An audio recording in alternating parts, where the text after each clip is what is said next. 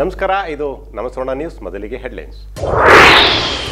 ಉಗ್ರಗಾಮಿಗಳನ್ನ ಬಗ್ಗು ಬಡಿದ ವೀರ ಯೋಧರ ಕೆಚ್ಚೆದೆ. ಬಾಬುರಾಯನ ಕೊಪ್ಪಲಿನಲ್ಲಿ ಹೆಣ್ಣು ಮಗುವಿಗೆ ಸಿಂಧೂರಿ ಹೆಸರು ನಾಮಕರಣ. ಆಪರೇಷನ್ ಸಿಂಧೂರ ಹೆಸರಿಗೆ ಅನ್ವರ್ಥ. ಉಪಮುಖ್ಯಮಂತ್ರಿ ಡಿಕೆ ಶಿವಕುಮಾರ್ ಹುಟ್ಟುಹಬ್ಬದ ಹಿನ್ನೆಲೆ ಮಂಡ್ಯದಲ್ಲಿ ಅಭಿಮಾನಿಗಳಿಂದ ವಿವಿಧ ಸೇವಾ ಕಾರ್ಯಕ್ರಮಗಳ ಆಯೋಜನೆ. ಡಿಕೆಶಿ ಶೀಘ್ರ ಮುಖ್ಯಮಂತ್ರಿಯಾಗಲಿ ಅಂತ ಪ್ರಾರ್ಥನೆ. ಪರಿಶಿಷ್ಟ ಜಾತಿ ಒಳ ಮೀಸಲಾತಿ ದತ್ತಾಂಶ ಸಂಗ್ರಹ ಸಮೀಕ್ಷೆ ಕೆಲಸ ಪ್ರಗತಿದಾಯಕ. ಬಿಎಂಟಿಸಿ ವ್ಯವಸ್ಥಾಪಕ ರಾಮಚಂದ್ರರವರಿಂದ ಪರಿಶೀಲನೆ.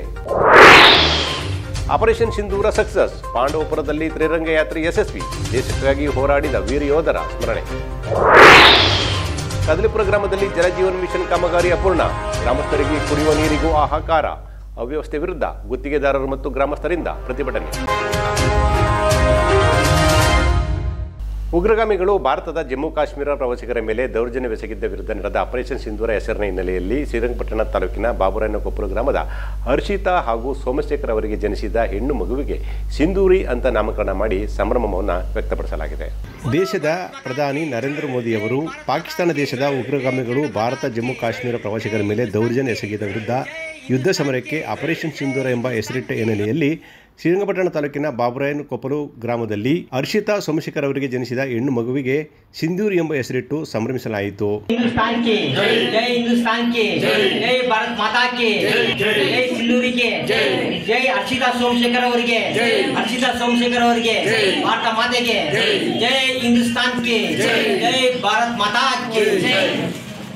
ನಮ್ಮ ಮಗು ದೇಶ ಪ್ರೇಮಿಗಳಂತೆ ಮತ್ತು ದೇಶ ಯೋಧರಂತೆ ಬದುಕಿ ಬಾಳಬೇಕು ಮತ್ತು ಆ ನಿಟ್ಟಿನಲ್ಲಿ ಹೆಜ್ಜೆಯಾಗಬೇಕೆಂಬ ದೃಷ್ಟಿಯಿಂದ ಈ ಹೆಸರನ್ನು ಇಡಲಾಯಿತು ಅಂತ ತಂದೆ ತಾಯಿಗಳು ಹೇಳಿದರು. ತಂದೆ ತಾಯಿಗಳ ಈ ನಿರ್ಧಾರವನ್ನು ಗ್ರಾಮಸ್ಥರು ಪ್ರಶಂಸೆ ವ್ಯಕ್ತಪಡಿಸಿದರು. ಒಂದು ದೇಶ ಪ್ರೇಮಕ್ಕೋಸ್ಕರ ಆ ಮಗು ಸಿಂಧೂರಿ ಅಂತ ಏನು ಹೆಸರಿಟ್ರು. ಆ ಮಗುನ ಒಂದು ಭವಿಷ್ಯ ಉಜ್ವಲ ಆಗಿದೆ ಅಂತೇಳಿ ನಾವು ಮಂಡ್ಯ ರಕ್ಷಣಾ ವೇದಿಕೆ ಸಂಘಟನೆಗಳೆಲ್ಲ ಸೇರಿ ಒಂದು ಠೇವಣಿ ಇಡುವಂಥ ಮುಖಾಂತರ ಮಗುಗೆ ವಿದ್ಯಾಭ್ಯಾಸಕ್ಕೆ ಅನುಕೂಲ ಆಗಲಿ ಅಂತೇಳಿ ಆ ಯೂನಿಯನ್ ಬ್ಯಾಂಕ್ ಮುಖಾಂತರ ಇದನ್ನು ಈ ಬಾಂಡು ಸಹ ಅವ್ರಿಗೆ ಅರ್ಪಿಸ್ತಾ ಇದ್ದೀನಿ.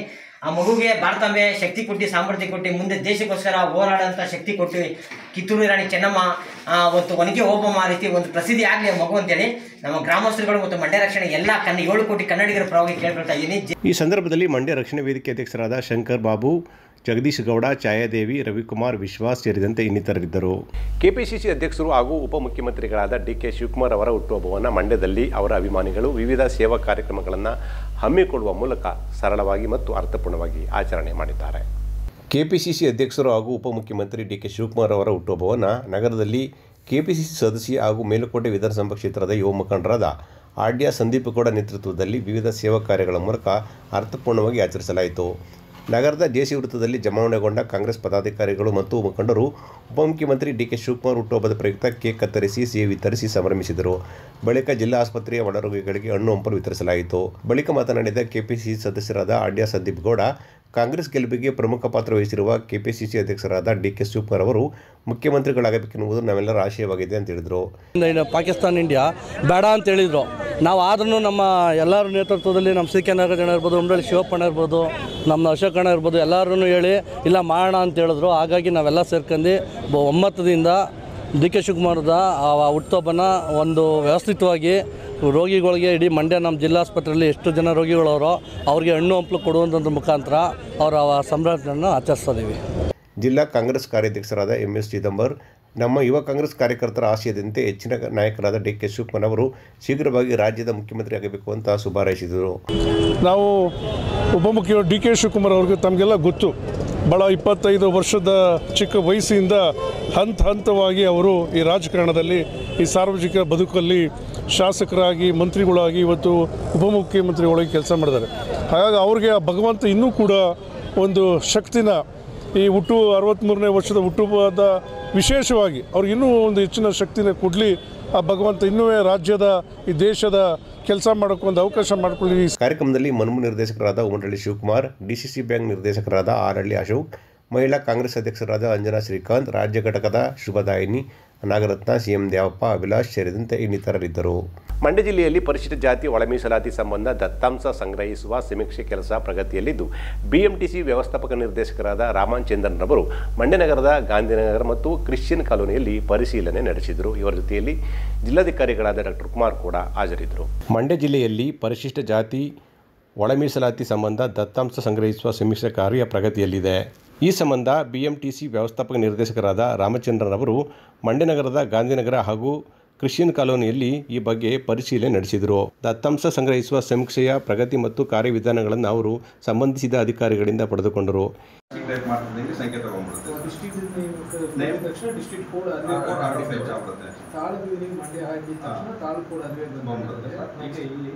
ತಾಲೂಕು ಸಂಖ್ಯೆ ಗ್ರಾಮ ಪಟ್ಟಣ ನಗರ ಅಂತ ಕೇಳುತ್ತೆ ಮಾಡ್ಕೋಬೇಕು. ಅದರಲ್ಲಿ ಏನಪ್ಪ ಅಂದರೆ ಅರ್ಬನ್ ಬರುತ್ತೆ ಸರ್, ಕಾರ್ಪೊರೇಷನ್ ಸಂಖ್ಯೆ ಅರ್ಬನ್ ಏರಿಯಾ ಮಾಡ್ಕೋಬೇಕು. ಓಕೆ, ಮನೆ ಸಂಖ್ಯೆ ಇದೆಯಮ್ಮ? ನೀವು ಮಾಸ್ಟರ್ ಟ್ರೈನರಾ ತಾಲೂಕು ಟ್ರೈನರಾ? ಇಲ್ಲ, ಅಲ್ಲ ಸರ್, ಸಾರಿ, ಟ್ರೈನರ್ ಅಲ್ಲ, ಎನ್ಯುಮರೇಟರ್ ಸರ್. ಮಾಡಿ ಅಭ್ಯಾಸ ಆಗ್ಬಿಟ್ಟಿದ್ದೀರಾ, ಹಾಗಾಗಿ enumerator. Also whether any of our taluk level master trainer employed ಮನೆ ಸಂಖ್ಯೆ ಇದೆಯಮ್ಮ? ಕೇಳ್ತಾರೆ, ಚೆನ್ನಾಗಿ ಎಕ್ಸ್ಪ್ಲೈನ್ ಮಾಡೋದು. Very good, very good. ಮನೆ ಸಂಖ್ಯೆ 466. ಓಕೆ, ಮೊಬೈಲ್ ನಂಬರ್ ಹೇಳಿ ಮುರುಗೇಶ್ ಅವರು. ಭಾರತಿದ್ದು ಹೇಳಿ. ಆಯ್ತು, ಒಬ್ರದ್ದೇ ಕೊಡಿ, ಒಬ್ರದ್ದು ಕೊಡಿ.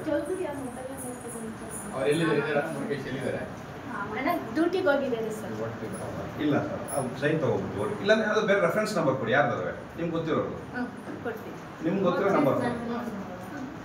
ಈ ಸಂದರ್ಭದಲ್ಲಿ ಜಿಲ್ಲಾಧಿಕಾರಿಗಳಾದ ಡಾಕ್ಟರ್ ಕುಮಾರ, ಜಿಲ್ಲಾ ಸಮಾಜ ಕಲ್ಯಾಣಾಧಿಕಾರಿ ಸಿದ್ಧಲಿಂಗೇಶ್, ನಗರಸಭೆ ಆಯುಕ್ತರಾದ ಪಂಪಶ್ರೀ ಸೇರಿದಂತೆ ಅನೇಕರಿದ್ದರು.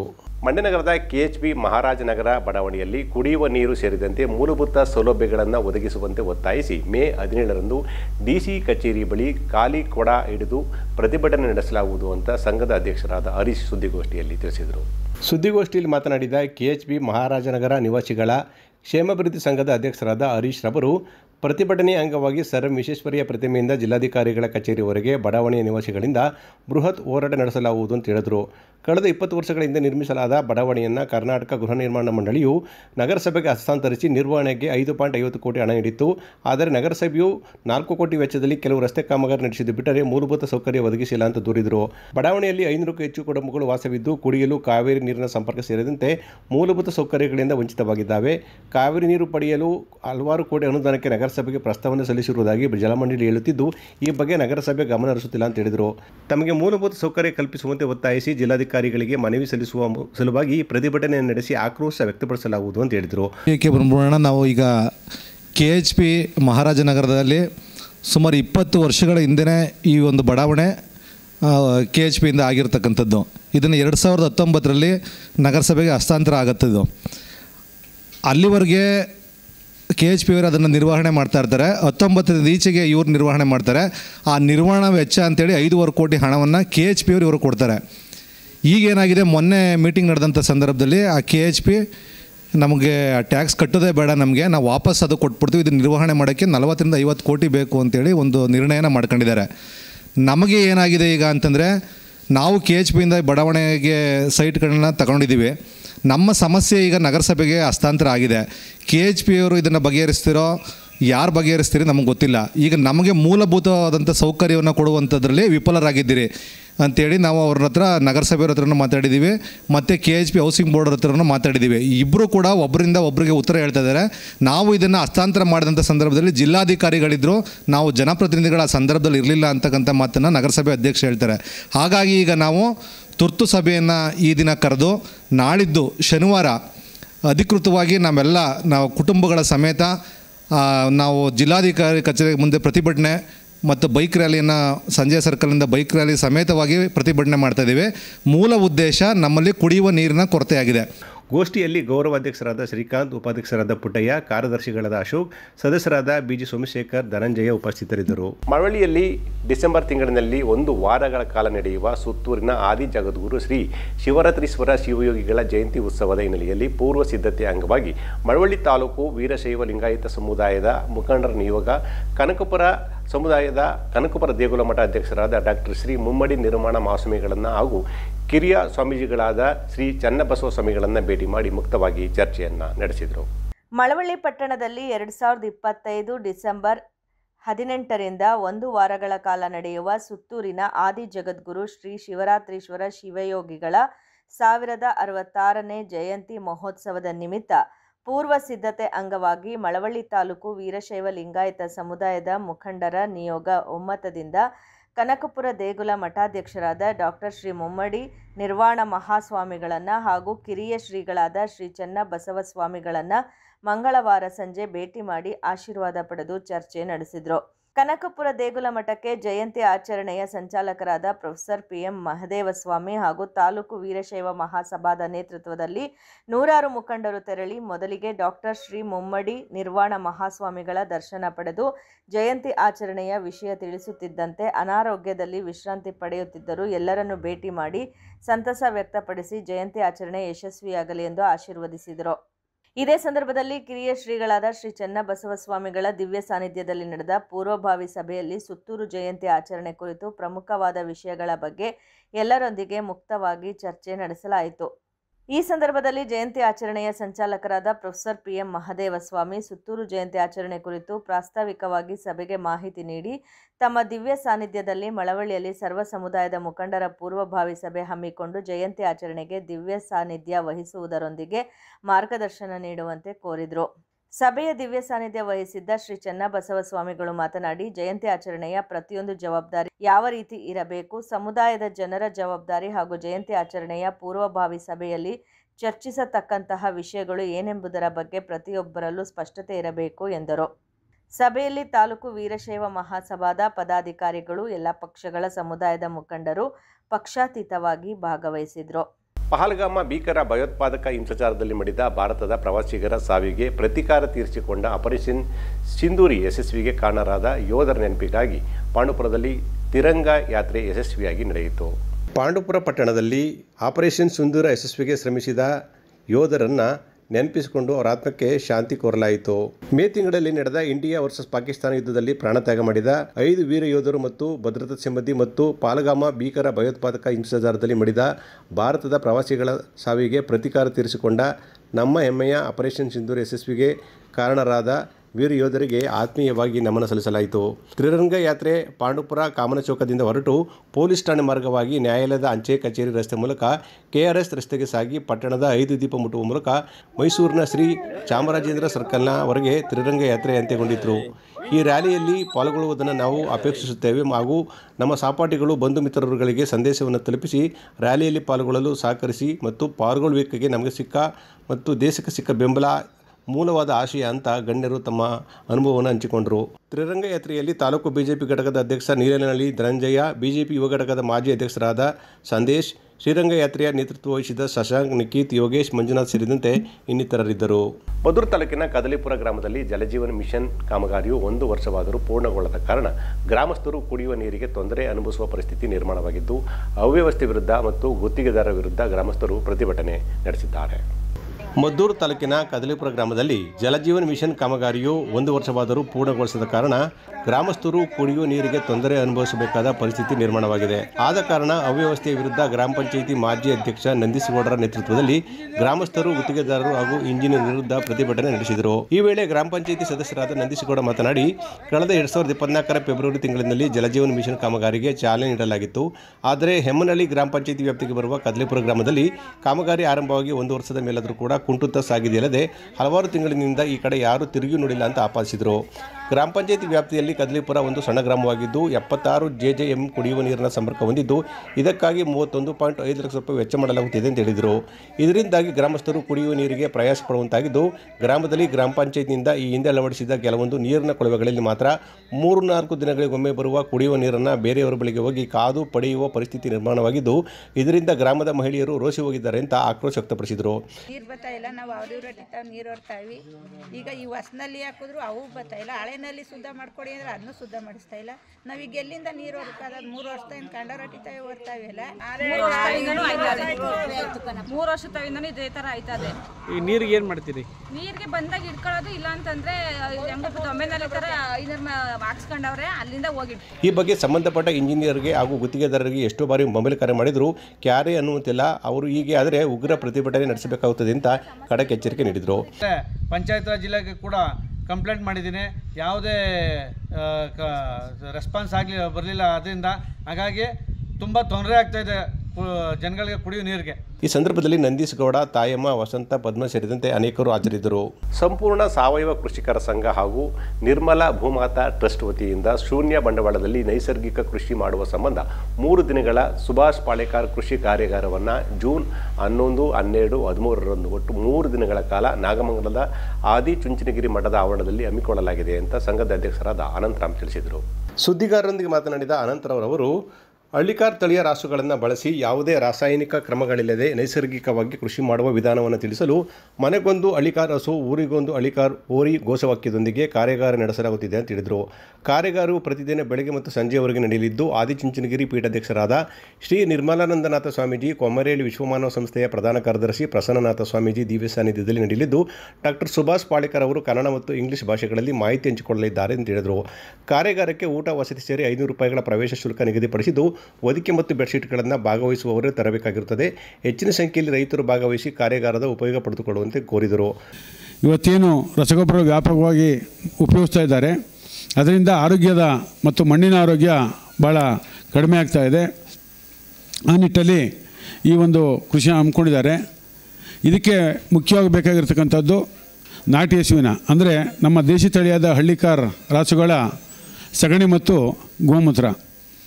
ಕಳೆದ 5 ವರ್ಷದಲ್ಲಿ ಭಾಳ ಆತಂಕವಾದಂಥ ಸುದ್ದಿ ಬರ್ತಾ ಇದೆ. ಹಳ್ಳಿಕಾರ್ ರಾಸುಗಳಲ್ಲಿ ಕಳೆದ 5 ವರ್ಷದಿಂದ 50 ಭಾಗ ಇಳಿಮುಖ ಆಗಿದೆ. 50 ಭಾಗ ಅಂದರೆ 5 ವರ್ಷ 100 ಇದ್ದಂಥದ್ದು 50 ಆಗಿದೆ. ಇದು ಭಾಳ ದುರಂತವಾದಂಥ ವಿಚಾರ. ಆರೋಗ್ಯವರ್ಧಕ ಮತ್ತು ರೋಗ ನಿರೋಧಕ ಶಕ್ತಿ ಅಂತಕ್ಕಂಥ ನಾಟಿ ಹಸುವಿನ ಹಾಲು, ಮೊಸರು, ತುಪ್ಪ ಹಾಗೂ ಗಂಜಲ ಮತ್ತು ಸಗಣಿಯನ್ನು ಉಪಯೋಗಿಸಿ ಮಾಡ್ತಕ್ಕಂಥ ಕೃಷಿ ಏನಿದೆ ಅದರಲ್ಲಿ ರೋಗ ನಿರೋಧಕ ಶಕ್ತಿ ಮತ್ತು ಆರೋಗ್ಯವರ್ಧಕ ಶಕ್ತಿಯನ್ನು ಬಳಸುವಂಥದ್ದಾಗಿದೆ.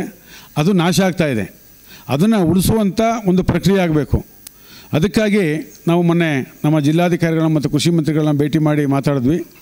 ರಾಮನಗರ ಮತ್ತು ಬೆಂಗಳೂರಲ್ಲಿ ನಾಟಿ ಹಸುವಿನ ಹಾಲಿಗೆ 60ರಿಂದ 65 ರೂಪಾಯಿ ಕೊಡ್ತಾಯಿದ್ದಾರೆ ಡೈರಿಯಲ್ಲಿ, KMF-ಅಲ್ಲಿ. ಯಾವುದೋ ದೂರದಲ್ಲಿ ಮೂಲೆ ಇರ್ತಕ್ಕಂಥ ರೈತ ನಾಟಿ ಹಸುವಿನ ಹಾಲನ್ನು ಕರೆದ್ರೆ ಅವನು ನಮ್ಮ ನಗರಕ್ಕೆ ಬಂದು ಮಾರಾಟ ಮಾಡೋಕ್ಕಾಗಲ್ಲ. ಮಂಡ್ಯ ನಗರದಲ್ಲಿ ಆಲ್ರೆಡಿ 80ರಿಂದ 100 ರೂಪಾಯಿ ಹಾಲು ಮಾರಾಟ ಆಗ್ತಾಯಿದೆ, ಬೆಂಗಳೂರಲ್ಲೂ ಮಾರಾಟ ಆಗ್ತಾಯಿದೆ. ಆದರೆ ದೂರದ ಹಳ್ಳಿಯವನಿಗೆ ಬಂದು ಹೋಗಿ ಮಾಡೋಕ್ಕಾಗಲ್ಲ. ಅದಕ್ಕೆ KMF ಕಡೆಯಿಂದ ಅದನ್ನು ಕೊಂಡ್ಕೊಳ್ಳೋದಕ್ಕೋಸ್ಕರವಾಗಿ ಜಿಲ್ಲಾಧಿಕಾರಿಗಳಿಗೆ ಮನವಿಯನ್ನು ಮಾಡಿದ್ವಿ. ಮುಖ್ಯ ಇವತ್ತು ಲಿಖಿತವಾಗಿ ಮಾಡ್ತೀವಿ. ಅವರು ಇದನ್ನು ಪರಿಶೀಲಿಸ್ತೀವಿ ಅಂತೇಳಿ ಜಿಲ್ಲಾ ಮಂತ್ರಿಗಳು ತಿಳಿಸಿದ್ದಾರೆ. ಹಾಗಾಗಿ ಆ ನಿಟ್ಟಲ್ಲಿ ನಾವು ಹಳ್ಳಿಕಾರನ್ನು ಉಳಿಸುವಂಥ ಕೆಲಸ ಆಗುತ್ತೆ.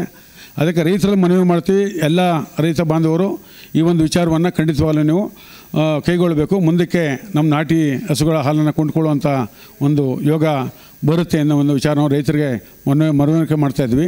ಈ ಮಣ್ಣನ್ನು, ಆರೋಗ್ಯಕರ ಮಣ್ಣನ್ನು ನಮ್ಮ ಮುಂದಿನ ಪೀಳಿಗೆಗೆ ಕೊಡಬೇಕು ಅಂತಕ್ಕಂಥ ಉದ್ದೇಶದಿಂದ ಈ ಒಂದು ಕಾರ್ಯಾಗಾರ 15 ವರ್ಷ ಆಗಿತ್ತು ನಮ್ಮ ಕರ್ನಾಟಕದಲ್ಲಿ ಮಾಡಿ. ಈ ಕಾರ್ಯಾಗಾರನ ಇದೊಂದು ಸದಾವಕಾಶ ಬಂದಿದೆ ಇಡೀ ಜಿಲ್ಲಾದ್ಯಂತ. ಈಗ ನಮ್ಮ ಕೃಷಿ ಮಂತ್ರಿ ಹೇಳ್ಕೊಂಡಿದ್ದೀವಿ, ಈಗ ಇದು ಏನು ನೈಸರ್ಗಿಕ ಕೃಷಿ ಪದ್ಧತಿ ಇದು ಅನುಷ್ಠಾನ ಮಾಡ್ತಾಯಿದ್ದೀರಿ, ಕರ್ನಾಟಕದ ಎಲ್ಲ ತಾಲೂಕಿಂದ 5 ಜನ ಕಳಿಸ್ಕೊಡಿ ಅಂತೇಳಿ. ಗೋಷ್ಠಿಯಲ್ಲಿ ಮಹೇಶ್ ಕುಮಾರ್, ಚಂದ್ರಶೇಖರ್, ವೆಂಕಟೇಶ್, ಸೋಮಶೇಖರ್, ಮಂಜು, ಜಗದೀಶ್, ಬಸವರಾಜ್ ಉಪಸ್ಥಿತರಿದ್ದರು. ಲೇಖಕರಾದ ಡಾಕ್ಟರ್ ಮಂಜುನಾಥ್ ಅದ್ದೆ ಅವರು ಬರೆದಿರುವ ಒಡಲ ತುಡಿತಕ್ಕೆ ಕೇಡು ಹೆಣ್ಣು ಭ್ರೂಣ ಹತ್ಯೆ ಒಂದು ಅಧ್ಯಯನ ಪುಸ್ತಕ ಬಿಡುಗಡೆ ಸಮಾರಂಭವು ಮಂಡ್ಯದ JN ಜವರೇಗೌಡ ಸಭಾಂಗಣದಲ್ಲಿ ವಿಮೋಚನಾ ಮಹಿಳಾ ಸಂಘಟನೆ ನೇತೃತ್ವದಲ್ಲಿ ನಡೆಯಿತು. ಡಾಕ್ಟರ್ ಮಂಜುನಾಥ್ ಅದ್ದೆ ಬರೆದಿರುವ ವಿಮೋಚನಾ ಮಹಿಳಾ ಸಂಘಟನೆ ವತಿಯಿಂದ ಮುದ್ರಿಸಿ ಪ್ರಕಟಿಸಿರುವ ದ್ವಿತೀಯ ಮುದ್ರಣ ಒಡಲ ತುಡಿತಕ್ಕೆ ಕೇಡು ಹೆಣ್ಣು ಭ್ರೂಣ ಹತ್ಯೆ ಒಂದು ಅಧ್ಯಯನ ಪುಸ್ತಕ ಬಿಡುಗಡೆ ಕಾರ್ಯಕ್ರಮವನ್ನು ದಿನಾಂಕ 14/5/2025 ಬುಧವಾರ ಬೆಳಗ್ಗೆ 11 ಗಂಟೆಗೆ JL ಜವರೇಗೌಡ ಸಭಾಂಗಣ ಮಂಡ್ಯ ಇಲ್ಲಿ ಏರ್ಪಡಿಸಲಾಗಿತ್ತು.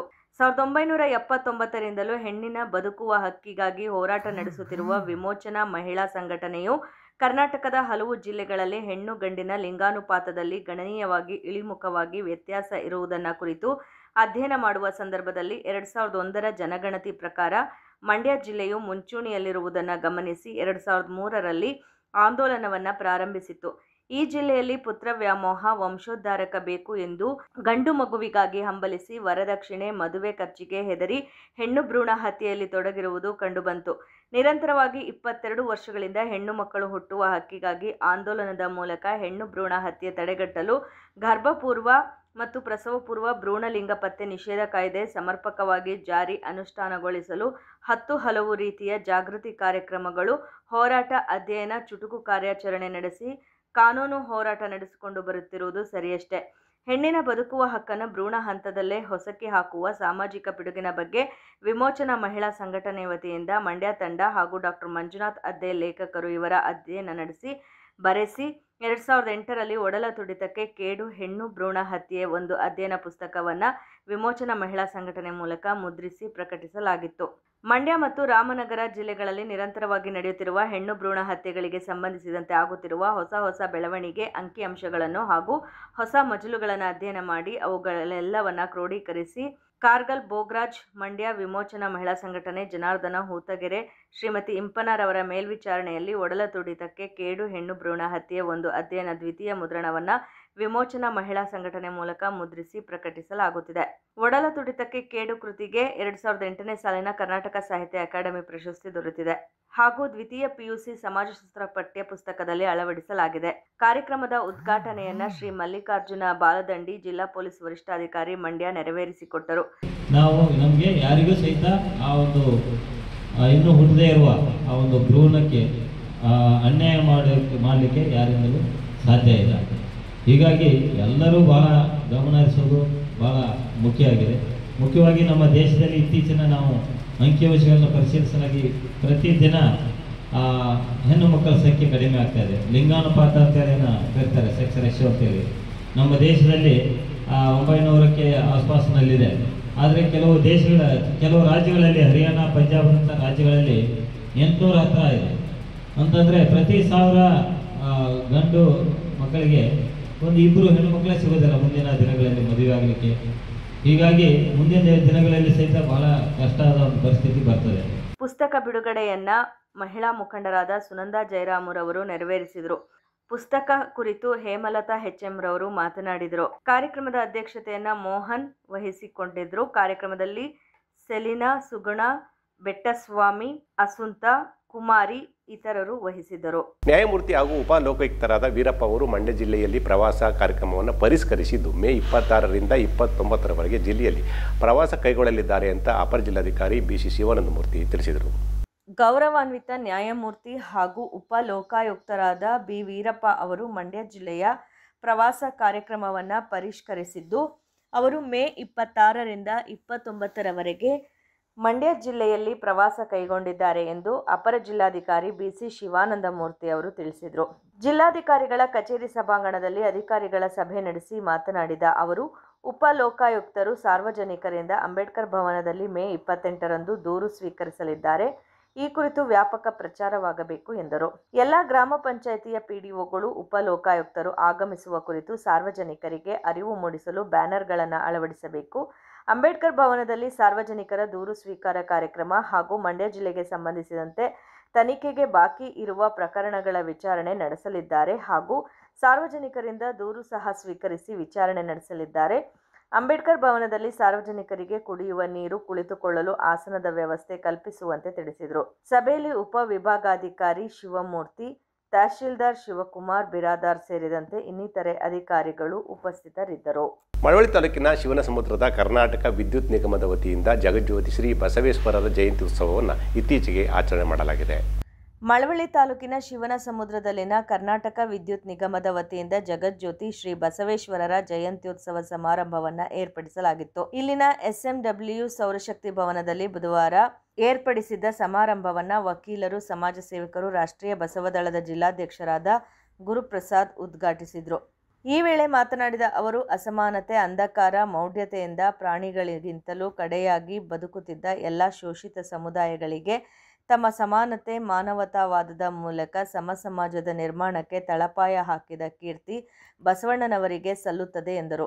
ಜೊತೆಗೆ ಕೂಡಲ ಸಂಗಮದಲ್ಲಿ ಜಗತ್ತಿನ ಮೊದಲ ಪಾರ್ಲಿಮೆಂಟ್ ಅನುಭವ ಮಂಟಪ ಸ್ಥಾಪಿಸಿ ತಮ್ಮ ವಚನ ಸಾಹಿತ್ಯ ಅಧ್ಯಯನ ಮೂಲಕ ದಯೆಯೇ ಧರ್ಮದ ಮೂಲವಯ್ಯ ಎಂದು ಸಾರಿದ, ಅಂತರ್ಜಾತಿ ವಿವಾಹದ ಮೂಲಕ ಜಾತೀಯತೆ ನಿರ್ಮೂಲನೆಗೆ ನಾಂದಿ ಹಾಡಿದ ಬಸವಣ್ಣನವರ ತತ್ವ ಆದರ್ಶಗಳನ್ನು ಮೈಗೂಡಿಸಿಕೊಳ್ಳೋಣ ಎಂದು ಕರೆ ನೀಡಿದರು.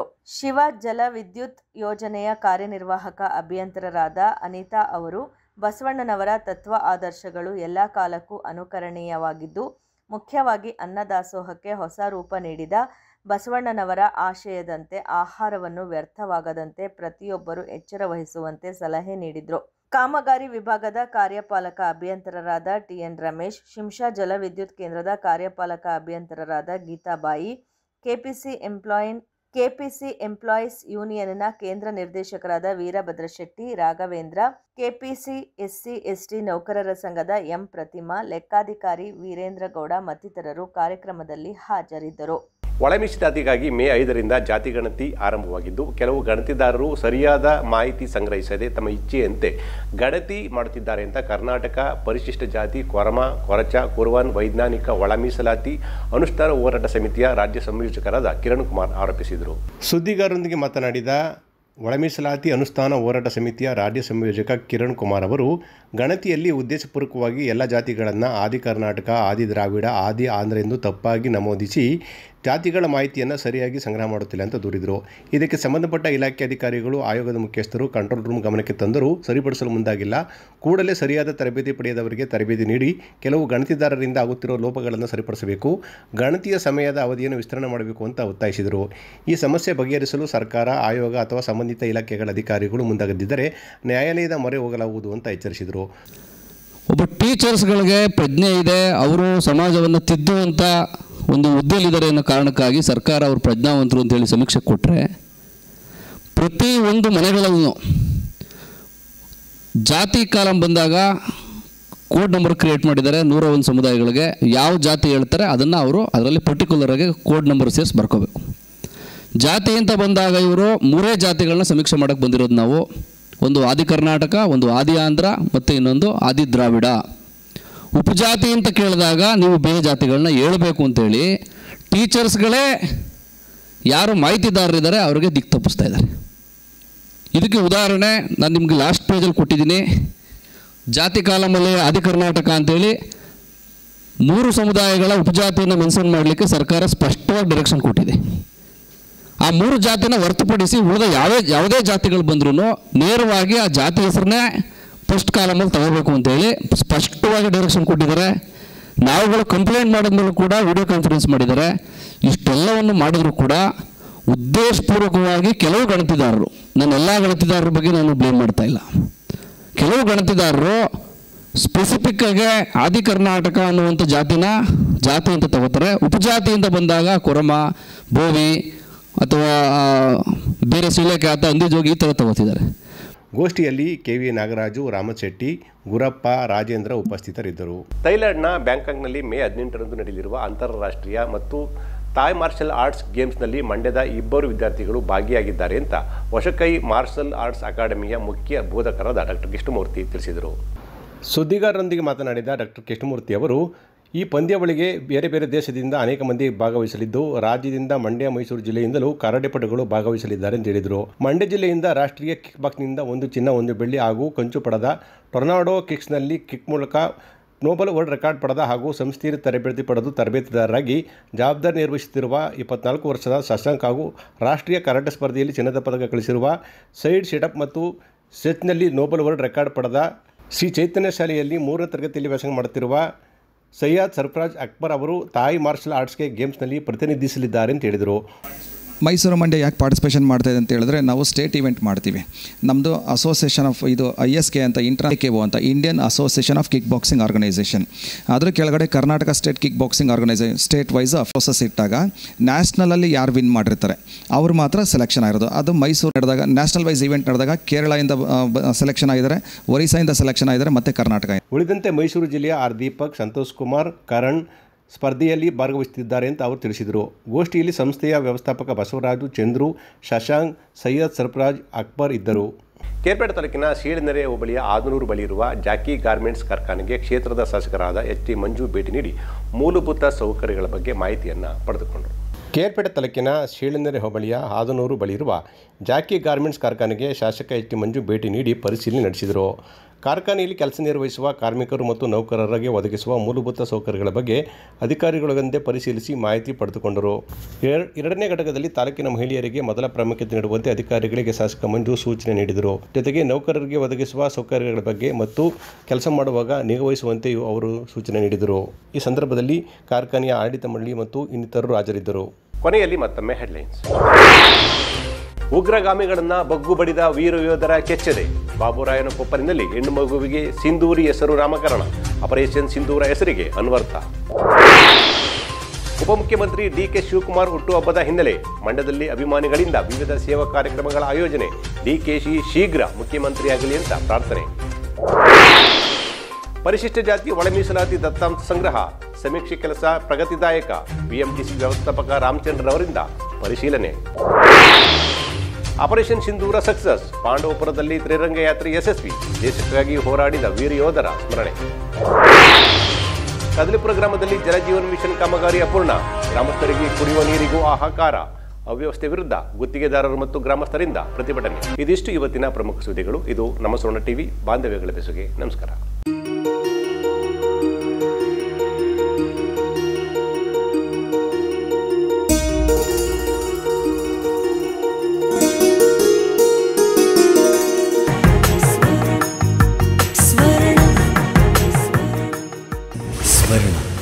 ಇದು ಬಾಂಧವ್ಯಗಳ ಬೆಸುಗೆ.